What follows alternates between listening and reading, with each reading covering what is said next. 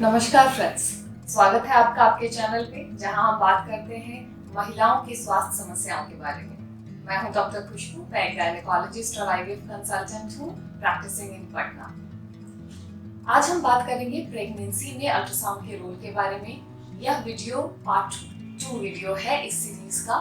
Ultrasound in pregnancy part 1 मेरे YouTube channel पे uploaded है। पार्ट 1 में फ्रेंड्स हमने बात की थी कि हम पहली तिमाही में कौन कौन से स्कैन कराते हैं।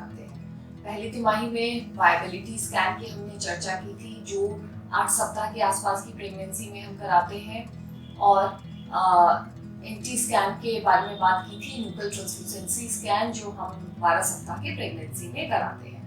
वायबिलिटी स्कैन में हमने प्रेगनेंसी की पुष्टि की, कितने शिशु पल रहे हैं गर्भ में, धड़कन आ गई है कि नहीं आ गई है, कितने दिन का बच्चा पल रहा है, आपकी ड्यू डेट क्या है, हमने वायबिलिटी या डेटिंग स्कैन से कंफर्म किया है। फिर आती है एनटी स्कैन की बारी, न्यूक्लियर ट्रांसल्यूसेंसी स्कैन, जिसमें हम डाउन सिंड्रोम की स्क्रीनिंग टेस्ट करते हैं, जिसमें गर्दन के नीचे जो पानी जमा होता है त्वचा के अंदर, उसके मोटाई को लेते हैं। जैसी मोटाई रहती है उसके अनुसार हम डिसीजन को लेते हैं।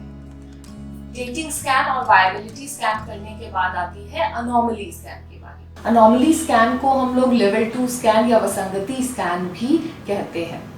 अनोमली स्कैन क्या है, कब कराते हैं, इसमें हम क्या देखते हैं, इसके इम्प्लीकेशंस क्या है, फ्रेंड्स आज के वीडियो में हम बात करेंगे। अनोमली स्कैन ये हम दूसरी तिमाही में कराते हैं। ये अल्ट्रासाउंड है जो 18 से 22 सप्ताह की प्रेगनेंसी के बीच में हम कराते हैं। ये 20 सप्ताह के आसपास में बेस्ट टाइम होता है करने का। इसमें हम बच्चे की सर से लेके पैर तक जितनी भी स्ट्रक्चरल जो शारीरिक बनावट है उसे देखते हैं डिटेल में, पूरे टाइम देके इस अल्ट्रासाउंड को किया जाता है। इस अल्ट्रासाउंड में हम जो शरीर में बनावट होती है, जो बच्चे के हाथ कैसे हैं, पैर कैसे हैं, सारे अंगों की बनावट को देखते हैं। अगर हम हेड से शुरू करें तो सर कैसा है, सर की कवरिंग सही है या नहीं है, ब्रेन की डेवलपमेंट कैसी हो रही है, आईज कैसे हैं, आंखें बनी है या नहीं बनी है, नाक कैसे है, कान कैसी है, फेफड़े कैसे हैं, हार्ट तैयार हुआ है या नहीं तैयार हुआ है, हार्ट के चारों चेम्बर्स कैसे हैं, पेट कैसी है, आंत कैसी है, किडनी बना है या नहीं, किडनी दोनों किडनी है या नहीं, पेशाब का रास्ता कैसा है, भर रहा है या नहीं भर रहा है, हाथ पैर, यहाँ तक कि उंगलियां भी कितनी है हम बच्चे की गिनते हैं। स्पाइनल कॉर्ड, वर्टिब्रल कॉलम, कई बार आपने देखा होगा कि जो बच्चे की वर्टिब्रल कॉलम नहीं होती है और स्पाइनल कॉर्ड बाहर निकल के आ जाता है, जो नर्वस सिस्टम का एक पार्ट है, उसे हम न्यूरल ट्यूब डिफेक्ट कहते हैं। बच्चे को न्यूरल ट्यूब डिफेक्ट भी हो सकता है। तो कई तरह की बच्चों में बनावट में एबनॉर्मेलिटी, बनावट में गड़बड़ी देखने को मिलती है। यह अनोमली स्कैन जो है हम इसीलिए 18 से 22 सप्ताह के आसपास में करते हैं, क्योंकि इस सप्ताह तक बच्चे के लगभग हर अंग बन के तैयार हो जाते हैं। प्लस अगर अंगों में ऐसी गड़बड़ी आई जो बच्चा लाइफ को सस्टेन ना कर सके, मतलब डिलीवरी के बाद वो बच्चा जीवित ना रह सके, तो हमारे पास अबॉर्शन ऑप्शंस अवेलेबल होते हैं। एनटीपी एक्ट जो इंडिया में हम बच्चा गिराने या अबॉर्शन कराने का जो एक्ट है, वो हमें 20 सप्ताह तक अबॉर्शन कराने को अलाउ करता है। तो अगर ऐसी कोई अनोमली आती है तो हम 20 सप्ताह के अंदर उस बच्चे को अबॉर्ट कर सकते हैं। लेकिन फ्रेंड्स, घबराने की बात नहीं है। ये जो अनोमली स्कैन, ऐसा नहीं हम आप में कर रहे हैं तो आपके बच्चे को यह होगा, या हम जस्ट रूल आउट करने के लिए करते हैं। अनोमली स्कैन, अनोमली जो होती है उसका प्रिवलेंस 3% के आसपास में है। मतलब 100 प्रेगनेंसी में 3 माओं को बच्चे में ऐसी कोई दिक्कत हो सकती है, अनोमलीज हो सकती है। एक चीज। दूसरी की अनोमलीज के कारण बताना बहुत मुश्किल होता है। 50% में, 50% में बहुत मुश्किल है बताना कि इस बच्चे में ये दिक्कत क्यों आ गई है, ये शारीरिक रूप से बनावट में क्या प्रॉब्लम है। और सारे केसेस जैसे कि कोई अगर मां स्मोक कर रही है, अल्कोहल लेती है, धूम्रपान कर रही हैं, शराब का सेवन कर रही हैं, डायबिटीज़ है, शुगर है, कोई दवा ले रही थी प्रेगनेंसी के टाइम में, ये सारे जो रिस्क फैक्टर हैं वो भी बच्चे में अनोमली को विसंगति पैदा कर सकती हैं। और फ्रेंड्स, अनोमली स्कैन, कोई भी अनोमली स्कैन 100% वसंगति को नहीं बता सकती है, लेकिन कुछ परसेंटेज में बताना बहुत मुश्किल होता है।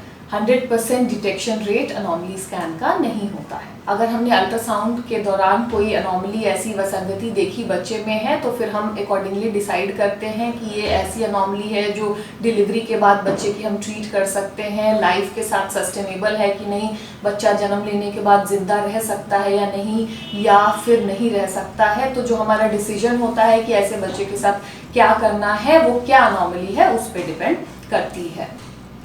अनोमली स्कैन के दौरान हम और भी चीज़ें देखते हैं, जैसे कि बच्चे का विकास कैसा हुआ है। एक चीज़, बच्चे के अराउंड जो है चारों तरफ बच्चे के पानी होता है, उसे कुशन इफेक्ट देता है, उसे न्यूट्रिशन प्रोवाइड करता है, एक्सक्रीशन में हेल्प करता है। तो वो पानी कैसा है, नॉर्मल है, कहीं कम तो नहीं है। प्लस अपरा, प्लेसेंटा की पोजीशन, अपरा कई बार जो है नॉर्मली जो अपरा बच्चेदानी के ऊपरी हिस्से में लगता है। अपरा वो हिस्सा होता है जो बच्चे को माँ से कनेक्शन प्रोवाइड करता है। यह कनेक्शन होता है बच्चे, माँ का ब्लड अपरा के थ्रू, नली के थ्रू होते हुए बच्चे में जाता है। तो ये अपरा की पोजीशन क्या है। अगर अपरा ऊपर ना लग के बच्चेदानी में नीचे लग जाती है, उसे हम प्लेसेंटा प्रीविया कहते हैं। यह कई बार बच्चे के लिए और माँ के लिए खतरनाक साबित हो सकता है, क्योंकि ऐसे केसेस में माँ को ब्लीडिंग होने लगती है अचानक से, क्योंकि यह जो नीचे वाला हिस्सा होता है बच्चेदानी के जस्ट मुंह के बगल में होता है और बहुत लचीला नहीं होता है। तो माँ को इससे ब्लीडिंग हो सकती है, खतरा हो सकता है, समय से पहले डिलीवरी करने की भी नौबत आ जाती है।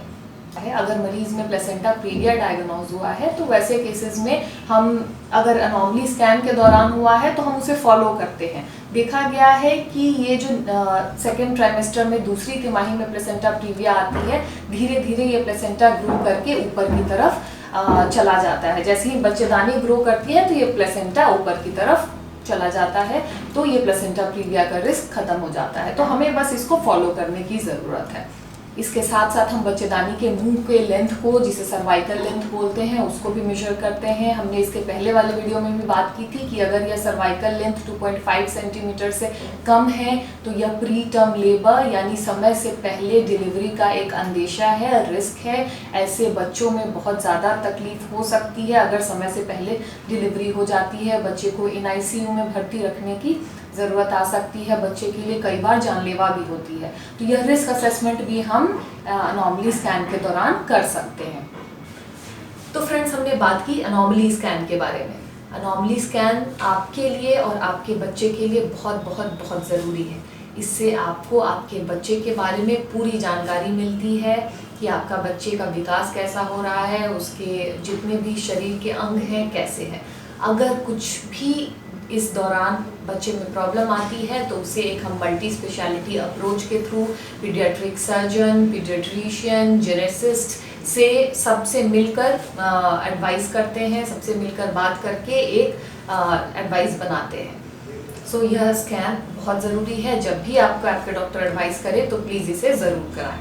नेक्स्ट वीडियो में अल्ट्रासाउंड इन प्रेगनेंसी पार्ट 3 बात करेंगे, जिसमें हम ग्रोथ, बच्चे का विकास कैसा हो रहा है वो देखते हैं, जिसे हम ग्रोथ स्कैन कहते हैं।